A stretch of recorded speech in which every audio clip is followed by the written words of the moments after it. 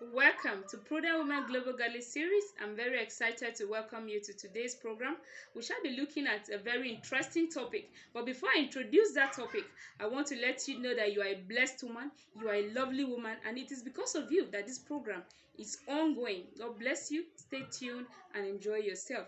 Previously, we've been looking at how God uses the woman tremendously to achieve his purpose. We've looked at Mother Mary, whom God used to give us salvation. We looked at Queen Esther, who God used to to deliver her people. And we said that a woman is like a coin, depending on how she wants to be used. I said previously in the other videos that God does not do anything instrumental, anything important without partnering and involving the woman. This has been proven so many times. Yes, it has been proven so many times. The woman is a strategic instrument in the hands of God. So God uses the woman to birth or create anything that is important and dear to him. So as a woman, you need to be deliberate that you are actually a hot cake. Yes, either the hands of God or the devil. This is what I mean. The same way God uses women to bring forth his plan, that is the same way the devil strives to use women. This happened at the beginning of the world when the devil tricked Eve in form of a snake. And then later on, when Delilah was used by Satan to distract and frustrate the plan of God in the life of Samson. So today we are going to be looking at another very great woman in the Bible that God used greatly. And it is my earnest prayer that as you listen to these things, it is not just like a mere talk or a usual inspirational or motivational speech, but it is going to go through the root of your heart and to make you realize who you are, make you see your capability as a woman, so that you'll be very, very strategic. Today we're going to be looking at Jochebed. How many of you know who Jochebed is? Jochebed was actually the mother of Moses, and she lived in the time where a new king came forth, Pharaoh. And when the king came forth, you know the whole story from Genesis. If you read from Genesis, how the Israelites were now moved to Egypt, how they became slaves, and all of that. So if you read from Genesis, you get the background and the whole beginning, how Jacob moved into Egypt when there was hunger, and then he later died, and then Joseph, his son, and all of that. So when the new king emerged, the Bible says clearly that the king did not know Joseph, and he did not fear the Lord. He was on his own. So when he saw that the Israelites were multiplying in number, he was afraid. He said that if we leave these people, one day, if there is war, they will make alliance with the other people and defeat us. So this was what the king decided to do.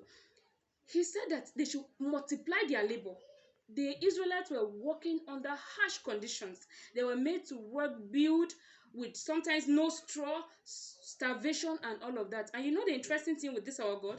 While they were working so hard, the Bible says that they were even becoming more prosperous. They were increasing in number, which feared the king the most. They were becoming more prosperous. So the king thought to himself, say, what? After everything I've done, these people are still not reducing? So he decided and enacted a more wicked plan. And he said, let every son that is being born of of a Hebrew woman be killed. So every boy that was born at that time was being killed completely. You know, only the girls were allowed to live. So this was what happened. Jochebed, the mother of Moses, did something very interesting. The Bible says that she nursed her baby for 3 months. While other children were being killed, she hid her baby. She hid her baby for 3 months. And the Bible says when she could no longer hide the baby, she decided to make a basket and then go and put him in the river. Now, come with me and reason this thing with me. Even a 1 day old baby cries out aloud. How did this woman manage to keep this child for 3 good months without the people noticing? She did that, and the Bible says that the Jochebed looked at Moses and said, this is a fine boy, this is a goodly child. And you know, she was able to see that this is a good child. She loved the boy, and she refused to do what the king wanted her to do. That is to submit her child for the disaster and the law. She feared God above Pharaoh and the law of the land. It was not a small thing. It was a serious law.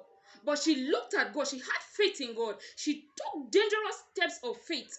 Said, this my son is a good child. He's not going to be killed like other sons. There's a difference in this my son. I won't give him up. He is not to be slaughtered. You can imagine.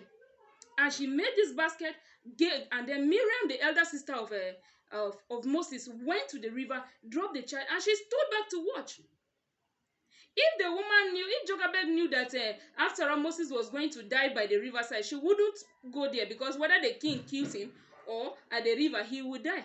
But she had faith. There was something driving her against that circumstance. And we are faced with such things in today's world. Not just that if I was there, I would have done same. We are faced with such challenges today. She had faith that despite what is happening generally to other women, her own child will not die, even at the river. And God helped her.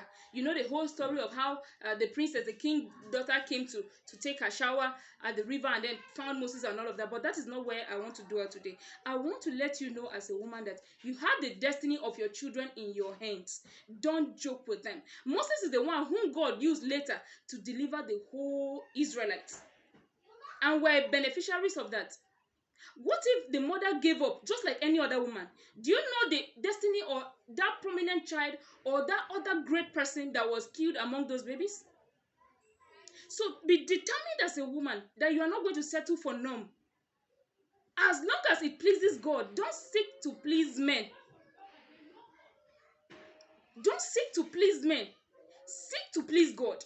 Jochebed took that decision. For me, that's why I call her the deliverer of Israel. If she hadn't saved the life of Moses, that nation wouldn't have been delivered. But God used her to save the whole of Israel. So she was actually the real deliverer. God can use I and you to fulfill his agenda. What are you doing in the lives of your children? You look at the academics of your children. Maybe one of your child is doing badly or is exhibiting a character you do not like.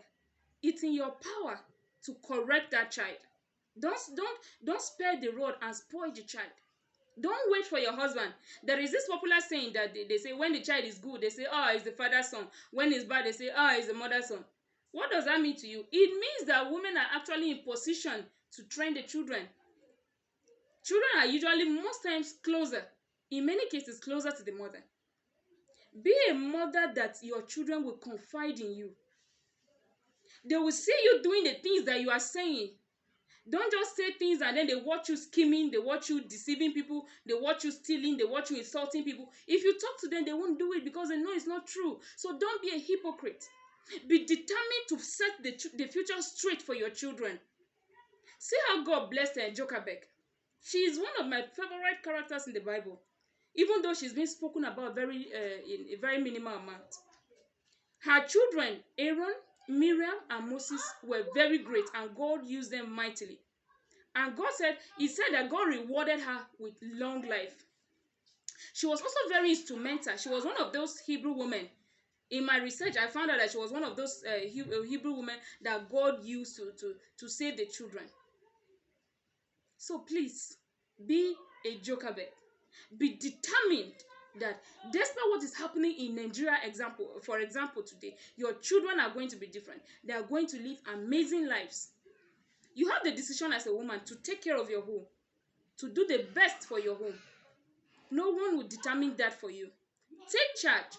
Take care of your husband, take care of your children, and set out a good future for them. And the Lord will bless you. The Lord will increase you. I see God giving women amazing powers, amazing grace and strength to be able to live for their families and set their families up. It is written that a good woman builds her home, but the bad one destroys her home. It is my prayer this day that every woman reading and watching this video today will be a prudent woman, will be a virtuous woman, and will be a Jochebed of today. God bless you. Thank you.